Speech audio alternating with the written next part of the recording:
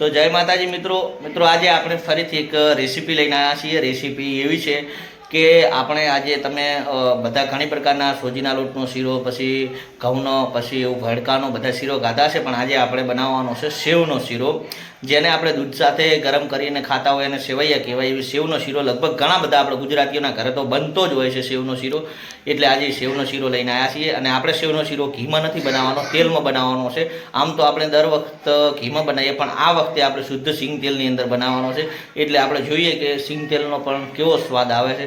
તો ચલો આપણે હવે શીરાની પ્રોસેસ કરીએ તૈયાર। અને આ રહ્યા ઝીણી સેવ છે, આ સેવ ઘઉંના લોટની જ બનેલી આવે છે, એકદમ ઝીણી ઝીણી સેવ છે। આ રહ્યા કાંઈ ઘણું મોટું પેકેટ નથી આવતું, ખાલી 10 રૂપિયાનું પેકેટ આવે છે। અને સેવનો શીરો બનાવવા માટે આપણે કઢાઈ લઈ લીધી છે, એના માટે પહેલું આપણે કરવું પડે છે ગરમ પાણી થઈ જાય એ અંદર નાખવાનું હોય છે, અને પછી આપણામાં તેલ લેવાનું છે। અને આ સેવ છે, તો આપણે સેવ લઈ લીધી છે, અને સેવને પહેલી કમ્પ્લીટ ભાગી દેવાની છે આવી રીતના, અને કમ્પ્લીટ એટલે નાની નાની કરી દેવાની છે। અને આપણે આખી કટકા હાવ જાણા નથી કરવાના, આવડા રાખવાના છે। આપણે મોસ્ટ ઓફ ગુજરાતીઓના ઘરે કાંઈક મહેમાન પરોણા એવા આવતા હોય એટલે ખાસ કરી અને આવી સેવ વધારે વપરાતી હોય છે, સેવનો શીરો। અને આપણી જોડે છે ઘાણીનું સિંગ તેલ। હવે આમાં ડાયરેક્ટ આપણે લઈ લેવાનું છે તેલ।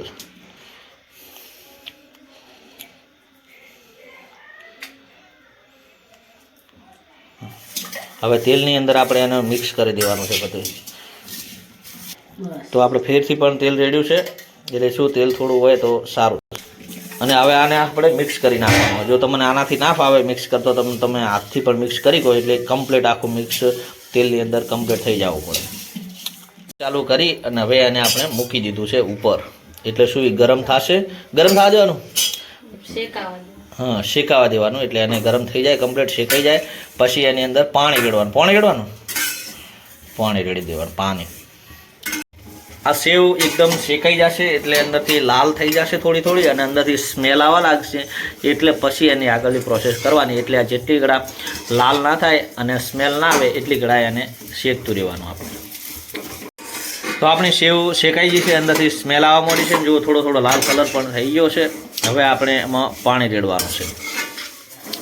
સેવનો શીરો બનાવવામાં કોઈ ઘણી મહેનત લાગતી નથી, અને સ્વાદમાં પણ મસ્ત હોય છે। હવે આપણે ગરમ પાણી રેડવાનું છે, તો આપણે ગરમ પાણી રેડી દીધું છે। હવે ગરમ પાણીની અંદર પાણી બળવા દેવાનું, બધું પાણી બળી જશે અને કમ્પ્લીટ એકલું સેવ દેખાશે ને પછી એની ઉપર આપણે ખાંડ નાખવાની છે। તમે ગોળ પણ એડ કરી શકો છો, પણ ગોળમાં મજા ઓછી આવશે, ગોળ નહીં સારો રહે, કારણ કે ગોળના અંદર ગઠ્ઠા રહી જવાનો પ્રોબ્લેમ રહેશે। ગોળ જલ્દી ગળતો નથી, પણ ખાંડ છે તે જલ્દી ગળી જશે। તો જો આપણું પાણી એકદમ બળી ગયું છે અને શીરો તૈયાર થઈ ગયો છે। હવે ખાંડ નાખી દેવાની છે।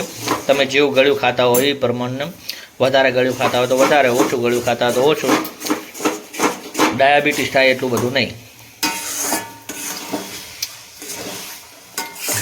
નજીકથી એકદમ કેવો શીરો લાગે છે। પાછું પાણી બળવા દેવાનું અને એકદમ કાઠું થવા દેવાનું, પછી એકદમ આપણે જે સેવના તમને આ લૂંડા લાગી રહ્યા છે ને, એ સેવ એક સિંગલ પીસ હોય ને એવી સેવ લાગવા લાગશે આપણે। એકદમ આપણો શીરો બની ગયો છે તૈયાર। હજી તો થોડું જે ખાંડ નાખી એટલે ખાંડનું પાણી થયું એ પાણી બળી જશે, એટલે એકદમ કમ્પ્લીટ થઈ જશે અને ઠરશે એટલે ઓર મસ્ત થઈ જશે, અને ખાવાની પણ બહુ મજા આવશે।